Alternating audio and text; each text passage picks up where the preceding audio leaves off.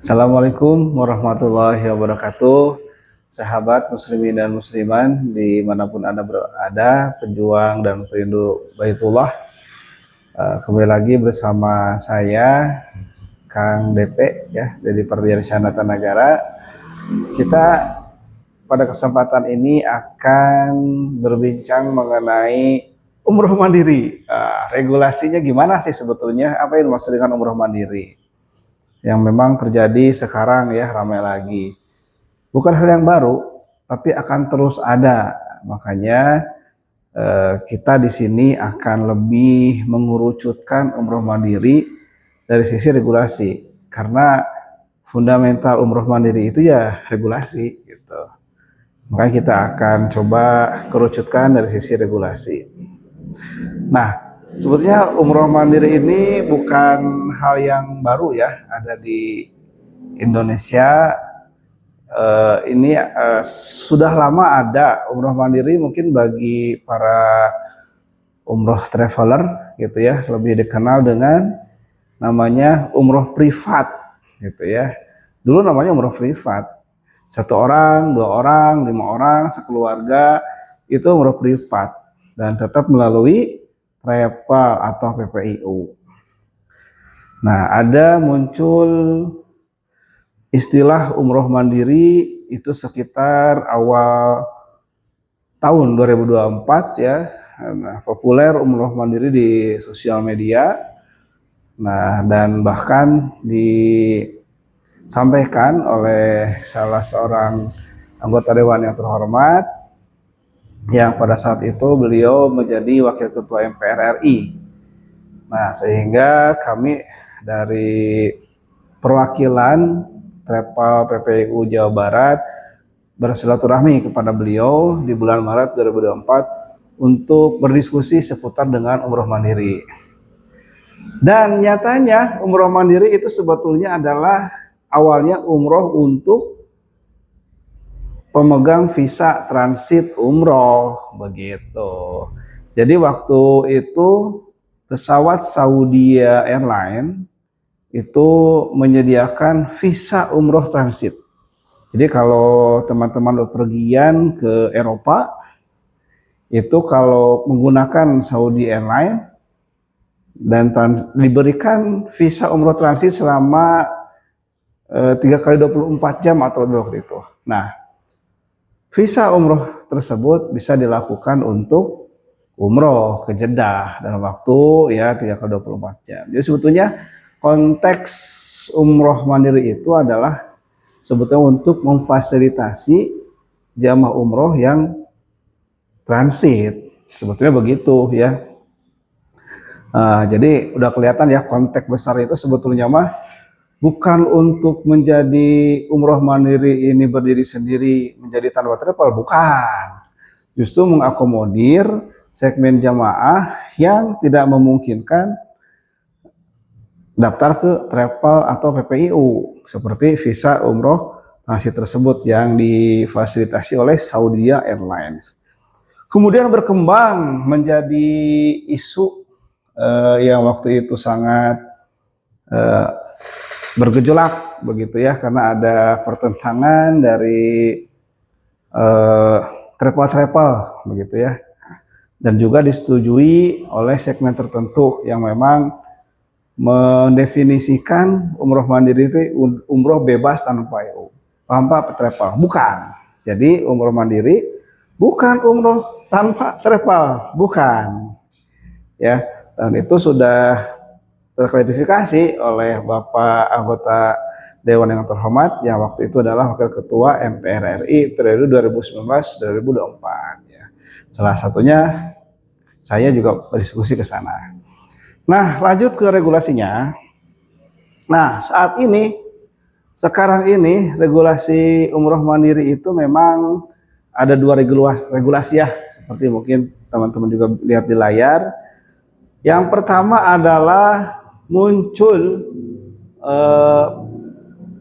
istilah umroh mandiri itu ada di Undang-Undang Nomor 14 Tahun 2025, yaitu yang merupakan perubahan ketiga atas Undang-Undang Nomor 8 Tahun 2019 tentang penyelenggaraan ibadah haji dan umroh.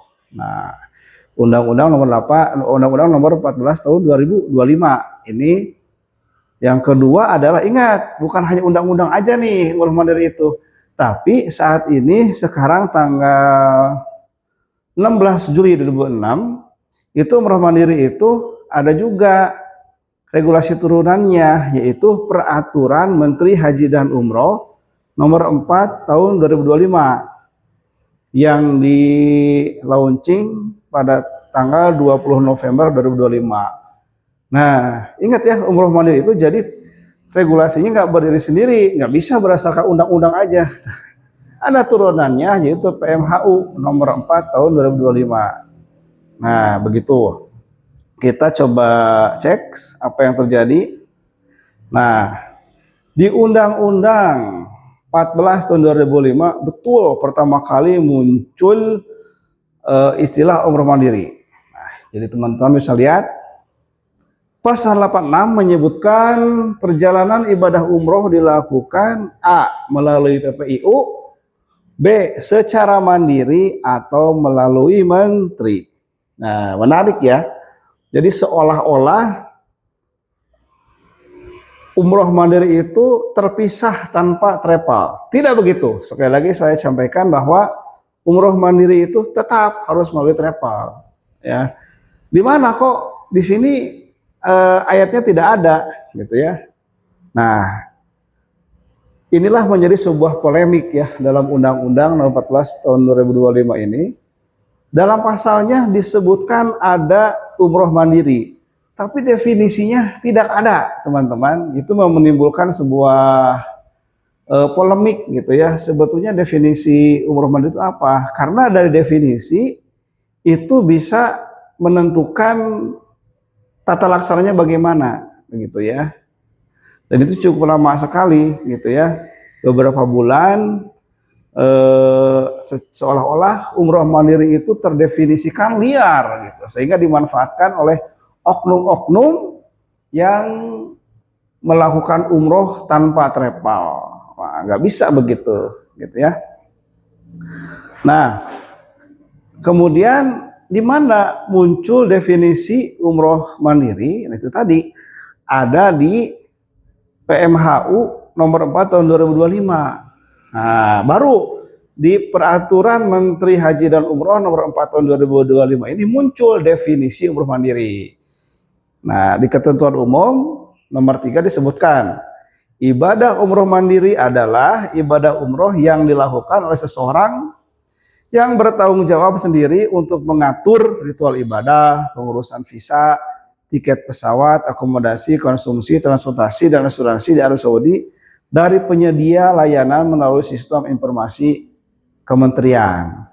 Nah, sebetulnya cita-cita umroh mandiri itu tidak berdiri sendiri tanpa keterlibatan pihak lain. Di sini disebutkan dari penyedia layanan melalui sistem informasi kementerian. Nah, jadi seolah-olah cita-cita umroh mandiri itu nanti setiap jamaah itu akan ada disediakan platform oleh Kementerian Haji dan Umroh. Jadi jamaah itu daftar di situ, gitu kan. Di sistem informasi kementerian ini di situ banyak travel. Jadi teman-teman yang mau umroh mandiri tinggal ngeklik travel mana nih yang mau dipilih, A, B, C, gitu ya, yang ada di platform sistem informasi kementerian. Artinya umroh mandiri itu tetap ujung-ujungnya kepada travel. Hanya saja jamaah ini bisa mengatur sendiri ritual ibadahnya, pengurusan visanya, dan lain-lainnya. Tapi tetap melalui platform, di mana platform tersebut ada travel yang harus diklik, dipilih. Ya, semacam e-commerce sekarang gitu ya. Jadi di masa depan kementerian akan menyediakan platform e-commerce untuk jamaah yang umroh mandiri, dan itu tetap di dalamnya ada travel atau penyelenggara. Nah, jadi begitu teman-teman ya. Jadi kita jangan seolah-olah terjebak dalam euforia umroh mandiri, umroh bebas tanpa travel. Tidak, umroh mandiri tetap melalui travel, begitu. Kemudian ada lagi nih, Nah, umroh mandiri ini adalah program. Lebih dikenal kalau sebelumnya ada umroh privat, di mana ada umroh grup yang 10 ke atas, ada umroh privat 10 ke bawah. Nah, dulu disebutnya umroh privat, sekarang diistilahkan dengan umroh mandiri. Itu program, teman-teman ya, di mana program ini tetap butuh penyelenggara. Nah, di PMH nomor 4 tahun 2025, siapa penyelenggaranya?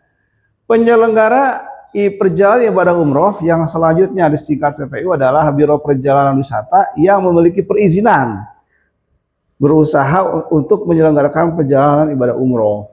Jadi tetap penyelenggara ibadah umroh itu tetap melalui PPIU walaupun programnya umroh mandiri begitu ya. Nah, jadi apapun programnya, mau umroh grup, umroh mandiri, umroh privat, tetap penyelenggaranya melalui PPIU. Nggak bisa berdasarkan undang-undang dan ketentuan ini tidak bisa menyelenggarakan umroh tanpa PPIU ya, karena yang dinyatakan penyelenggara perjalanan ibadah umroh itu adalah tetap PPIU atau travel yang telah memiliki izin berusaha untuk menyelenggarakan ibadah umroh. Duh, kan bingung, kenapa saya begitu yakin mengatakan tidak bisa? Bukan apa-apa teman-teman. Kalau misalkan teman-teman memaksakan umroh sendiri tanpa travel, bahkan mengumpulkan jamaah umroh, bahkan memberangkatkan jamaah umroh, maka ini berpotensi teman-teman melanggar undang-undang dan berpotensi pelanggaran pidana, teman-teman. Nah ya, ini ada di nih Undang-Undang 1425 pasal 116 dikatakan bahwa setiap orang dilarang tanpa hak bertindak sebagai PPIU, mengumpulkan atau memberangkatkan jamaah. Nah, jadi nggak boleh orang-orang yang tertentu mengumpulkan dan memberangkatkan jamaah umroh, nggak boleh. Mengumpulkan aja nggak boleh. Ya, ngumpulin nggak boleh, menerima uang tidak boleh, apalagi ngeberangkatan, karena mengumpulkan jamaah, menerima pembayaran dan memberangkatkan itu adalah wewenang dari PPIU atau travel, begitu. Jadi nggak boleh ya, karena berpotensi pidana. Apa pidananya? Nih ya, pidananya adalah ada di pasal 122. Jadi setiap orang yang tanpa hak bertindak sebagai PPIU, mengumpulkan dan atau memberangkatkan jamaah umroh sebagaimana dimaksud pasal 14 tadi ya, dipidana dengan pidana penjara paling lama 6 tahun tuh kan, 6 tahun tuh ya, dan atau dipidana dengan denda paling banyak kategori 4 kategori 6 dalam Undang-Undang 1 2023 tentang KUHP. Kategori 6 ini senilai 2 miliar. Nah, jadi kalau teman-teman bukan travel, ngumpulin jamaah dan memberangkatkan jamaah, maka teman-teman berpotensi untuk pelanggaran pidana, di mana sanksinya adalah penjara 6 tahun atau denda paling banyak 2 miliar. Ngeri kan? Ya begitulah, karena undang-undang haji dan umroh betul-betul undang-undang yang sangat serius gitu ya. Sangat serius. Jadi poinnya adalah walaupun namanya umroh mandiri, itu bukan mendefinisikan bahwa umroh tersebut bebas tanpa travel. Tidak. Gitu ya. Tetapi tetap penyelenggaranya adalah travel. Jadi umroh ini ada program, ada penyelenggara. Programnya umroh mandiri, penyelenggaranya adalah travel atau PPIU tetap gitu ya. Betul bahwa umroh mandiri muncul di undang-undang, tapi ingat ada turunannya gitu ya, PMHU nomor 4 tahun 2005. Jadi begitu. Jadi kita dalam memandang umroh mandiri ini tidak memandang satu regulasi saja, tetapi juga harus secara menyeluruh. Nah, begitu teman-teman ya. Nah, jadi berbicara tentang umroh mandiri itu ada hierarki regulasi saat ini ya. Yang pertama ada Undang-Undang Nomor 14 Tahun 2025 ya, yang muncul istilah umroh mandiri. Kemudian secara definisi, secara lebih detail ada di Peraturan Menteri Haji dan Umroh nomor 4 tahun 2025. Baca juga di situ. Nah, kemudian secara lebih detail lagi itu sedang digodok secara teknis itu ada KMHU nomor sekian karena belum masih berupa pengolahan begitu ya keputusan Menteri Haji dan Umroh nomor sekian. Nah, jadi 3 regulasi ini yang harus teman-teman pegang dalam menyelenggarakan umroh mandiri begitu ya. Jadi tidak bisa berdiri dengan undang-undang saja atau PMHU aja. Nanti ada KMHU-nya secara teknis ada. Jadi di KMHU ini akan jelas tuh syarat untuk umroh mandiri itu apa secara umur, secara dokumentasi ada. Nah, jadi sebetulnya apa yang terjadi sampai saat ini 16 Juli 2026 itu belum ada umroh mandiri yang betul-betul definitif berdasarkan undang-undang. Belum ada, ya, belum ada. Yang pertama, karena secara definisi juga kan harus melalui platform kementerian. Apakah platform kementeriannya sudah ada? Belum. Nah, jadi kita jangan terjebak oleh euforia umroh mandiri yang justru nantinya akan menjadikan pelanggaran pidana 6 tahun atau 2 miliar. Jadi hati-hati. Di sini kami ya kita saling mengingatkan, saling sharing gitu ya agar umroh mandiri niat suci dan perjalanan suci ini berjalan dengan sesuai aturan, aman dan nyaman. Begitu teman-teman ya. Nah, ini bersambung. Kita nantikan sambungannya ketika KMHU ini sudah terbit. Ya mudah-mudahan bulan Agustus sudah ada. Nanti kita akan bahas lagi secara teknis mengenai umroh mandiri ini. Yang ada adalah umroh mandiri itu seolah umroh murah gitu ya, dimurah-murahin. Yang justru berpotensi pelanggaran juga karena murah ini justru menghilangkan layanan-layanan yang memang standar. Misalkan hotelnya menjadi jauh tidak standar, pesawat harus jadi 4 kali transit yang justru membuat pelayanan tidak sesuai standar. Jadi seperti itu. Jadi umroh mandiri itu adalah tetap ada standarisasinya, tetap harus melalui PPU. Nah, begitu teman-teman ya. Demikian dari saya bersama Korma Info dalam tema umroh mandiri, dan kita bersambung ke pembahasan berikutnya ketika KMHU sudah ada. Demikian, wabillahi taufiq wal hidayah. Assalamualaikum warahmatullahi wabarakatuh.